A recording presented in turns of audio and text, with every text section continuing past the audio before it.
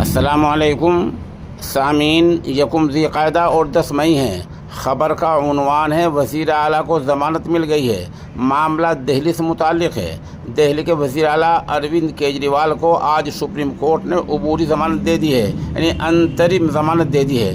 ان کو 2 جون میں عدالت میں خود کو سپرد کرنا ہوگا، سرنڈر کرنا ہوگا۔ سپریم کورٹ نے کہا انہیں مارچ میں گرفتار کیا گیا تھا، یہ گرفتاری پہلے یا بعد بھی ہو سکتی تھی۔ کورٹ نے کہا کہ اب 21 دن ادھر ادھر سے کوئی فرق نہیں پڑے گا۔ اروند کیجریوال کو عبوری ضمانت ملنے کے بعد اب سپریم کورٹ کا آرڈر ٹرائل کورٹ میں بھیجا جائے گا، پھر ٹرائل کورٹ سے ریلیز آرڈر تہاڑ جیل انتظامیہ کو بھیجا جائے گا، جس کے بعد وزیر اعلیٰ اروند کیجریوال کو ریلیز کر دیا جائے گا، یعنی جیل سے باہر نکال دیا جائے گا۔ تہاڑ جیل میں روزانہ جتنے بھی ریلیز آرڈر آتے ہیں ان کا نپٹارہ تقریباً 1 گھنٹے میں ہو جاتا ہے۔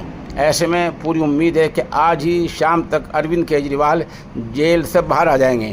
البتہ ضمانت کی چھوٹی موٹی کچھ اور بھی شرطیں ہو سکتی ہیں جو ٹرائل کورٹ میں طے ہوں گی۔